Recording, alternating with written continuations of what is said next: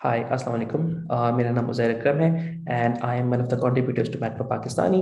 And आज हम discuss करने वाले हैं एआई की एक बहुत ही ब्रीफ हिस्ट्री बेसिकली। पिछली वीडियो में हमने ये डिस्कस किया था कि एआई होता क्या है, वेरी ब्रीफली, राइट। और आज हम तारीख डिस्कस करेंगे कि ये कॉन्सेप्ट आया कहाँ से। तो इस कॉन्सेप्ट को समझने के लिए हमें दूसरी जंग अज़ीम या वर्ल्ड वॉर टू के बारे में हमें जानना बहुत ज़रूरी है। सो कॉन्टेक्स्ट ये था कि जर्मनी ने नॉर्वे से लेके फ्रांस तक पूरा का पूरा जो यूरोप की जो वेस्टर्न यूरोप की जो कोस्ट लाइन है वो उस पर कब्जा कर लिया था basically. And this was basically hindering UK की trade with Europe as well as with colonies, because वो स्ट्रेट ऑफ जिब्राल्टर में भी और स्वेज में भी काफी वो प्रॉब्लम्स क्रिएट कर रहे थे, एक्सेस जो है। तो इस ब्लॉकेड को तोड़ने के लिए या फिर थोड़ा सा ईज आउट करने के लिए, इवन तो यूएस ने फॉर्मली डिक्लेयर नहीं किया था वॉर जर्मनी पे, लेकिन वो यूके को क्या कहते हैं फूड सप्लाईज और टू सम एक्सटेंट वेपन भी सप्लाई कर रहा था अक्रॉस द अटलांटिक ओशन। इस पे जर्मन ने एक स्ट्रैटेजी अपनाई थी जिसे कहते हैं यू बोट हंटिंग।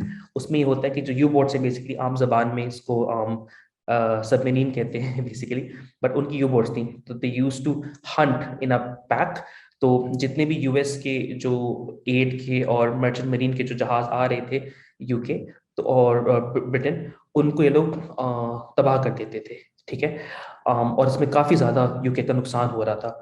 तो सिंस इतनी ज्यादा स्ट्रॉन्ग नेवल पावर नहीं थी यूके के पास कि हम कि वो लोग जो हैं इसको कंप्लीटली न्यूट्रलाइज कर सकें इस थ्रेट को। तो उन्होंने बेसिकली डेटा एनालिटिक्स और एआई का, जिसे हम क्रूड एआई कहेंगे, उसका इन्होंने इस्तेमाल किया। और इस पे इन्होंने बेसिकली एक मशीन डेवलप की थी जिसका नाम रखा था एनिग्मा। ठीक है।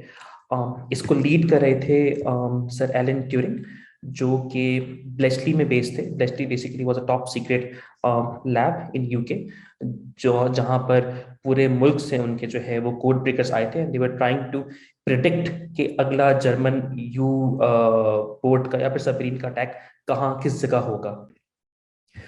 इस एनिग्मा मशीन के पीछे सर एलन ट्यूरिंग का हाथ है, जो कि 20वीं सदी के काफी मायनाज साइंसदान साबित हुए थे। 1950 में इन्होंने एक पेपर भी लिखा था after world war two, of course, जिसका नाम था कंप्यूटिंग मशीनरी एंड इंटेलिजेंस। उन्होंने इसका एआई का बेसिकली विजन कायम करने में और इसका स्कोप डिफाइन करने में काफी कंट्रीब्यूट किया था। ट्यूरिंग ने ये भी पता करने की कोशिश की थी in his like later years कि क्या वाकई जो मशीन्स हैं इंसानों की तरह काम कर सकती हैं, इंसानों की तरह सोच सकती हैं, इंसानों की तरह डिसीजन मेक कर सकती हैं। ठीक है।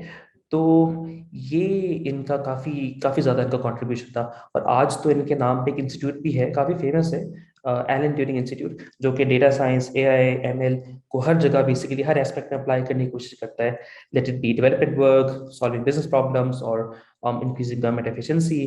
तो हर जगह बेसिकली वो एआई के एप्लीकेशंस पे रिसर्च कर रहे होते हैं। इतना वाइड स्केल पर, इतना क्रिटिकल लेवल पे इस टेक्नोलॉजी को देखने के बाद, एनिग्मा और एलन ट्यूरिंग के पेपर के बाद, एआई बेस्ड टेक्नोलॉजी की एडॉप्शन काफी हद तक आगे बढ़ने लगी। ये जो टर्म है आर्टिफिशियल इंटेलिजेंस, जिसे हम उर्दू में अगेन मसनूई जहानत भी कहते हैं, ये सबसे पहली बार यूएस में डार्टमouth कॉलेज में इस्तेमाल हुआ था।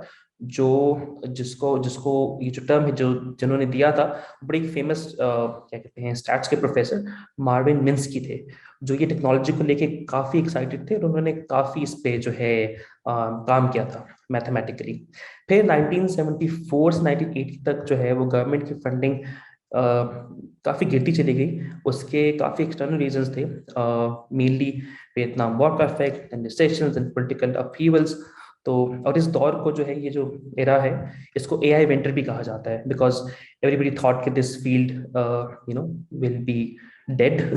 बट ऐसा हुआ नहीं। लेकिन क्योंकि हो ये रहा था कि एक दो डिफरेंट स्कूल ऑफ थॉट्स चले गए थे। एक तो बन गए थे, सॉरी, एक तो ये कह रहा था कि नहीं, basically past data can be analyse to predict the future. एक कह रहा था कि नहीं, ये सिर्फ एक गिमिक है। ठीक है। जो पास्ट डेटा है या फिर इवन प्रेजेंट डेटा भी है, वो सिर्फ कॉजल रिलेशनशिप डेवलप करने के लिए काम आ सकता है, यानी कि अगर आप एक वेरिएबल बढ़ाएंगे या कम करेंगे, उसका इफेक्ट दूसरे वेरिएबल पे क्या पड़ेगा। ठीक है, फॉर एग्जांपल अगर आप ज़्यादा देर पढ़ाई करेंगे, उसका आपकी ग्रेड्स पे क्या फर्क पड़ेगा, फॉर एग्जांपल। तो ये जो स्कूल ऑफ थॉट था इकोनॉमिस्ट का, ये काफ़ी ज़्यादा आगे आने लगा। एंड जो प्योरली जो प्रिडिक्शन बेस्ड साइंटिस्ट थे, और वो काफी इससे मतलब उनको इतना ज्यादा सपोर्ट नहीं मिल रहा था बेसिकली। फिर मूविंग क्या कहते हैं अपना फास्ट आगे हम चलते हैं, तो 1980s में जापानीज गवर्नमेंट ने हेविली इन्वेस्ट करना शुरू कर दिया इस फील्ड में। तो देखा देखी जाहिर बात है, फिर यूएस और ब्रिटिश गवर्नमेंट ने भी इसमें काफी ज्यादा मतलब इन्वेस्ट करना शुरू कर दिया। एंड देन जो ग्रोथ आई है इस पूरी फील्ड में इन द रिसेंट ईयर्स, वो प्राइवेट सेक्टर की तरफ से आई है।